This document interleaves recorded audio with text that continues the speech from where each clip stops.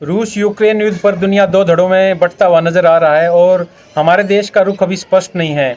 इस पर बहुत सारी प्रतिक्रियाएं आ रही हैं, लेकिन इस पे हमें जानना चाहिए आखिर हम रूस का समर्थन करें या यूक्रेन का।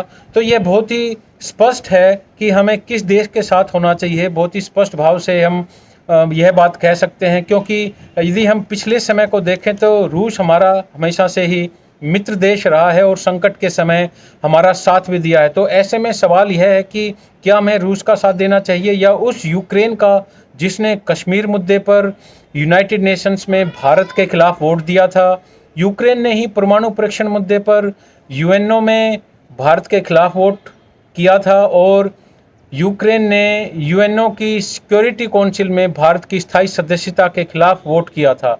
यूक्रेन पाकिस्तान को हथियार भी सप्लाई करता है। इतना ही नहीं, यूक्रेन अल कायदा का समर्थन भी करता है, उसको समर्थन देता है। यूक्रेन से भारतीय होने के नाते क्या मुझे यह सब जानने के बाद सहानुभूति होनी चाहिए? यह सवाल विचारणीय है, आप सबको भी विचार करना चाहिए। और उसका कारण यह है कि क्या मैं सहानुभूति रखूं? मुझे सहानुभूति नहीं रखनी चाहिए। उसके पीछे कारण यह है कि यूक्रेन ने भारत का कभी भी साथ नहीं दिया। जब हमारे ऊपर प्रतिबंध लगा तो यूएनओ में उसने प्रतिबंध के पक्ष में वोट किया। इसके साथ ही यूरेनियम का भंडार यूक्रेन के पास बहुत ज़्यादा रहा है, फिर भी बार बार मांगे जाने पर भी इसने कभी भी हमें नहीं दिया और सीधे मुंह तक बात नहीं की, जबकि भारत अपनी ऊर्जा के लिए यूरेनियम खोज रहा था।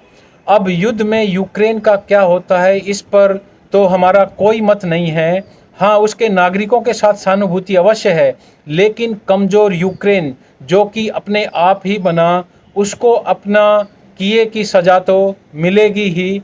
इसलिए जो लोग यूक्रेन के समर्थन में कमज़ोर हुए जा रहे हैं उनको समझना चाहिए कि यूक्रेन एक ऐसा देश है जिसने कभी भारत का तो कभी भी साथ नहीं दिया, जबकि रसिया हमारे साथ हमेशा खड़ा रहा है और हमारा साथ दिया है मित्र बनकर।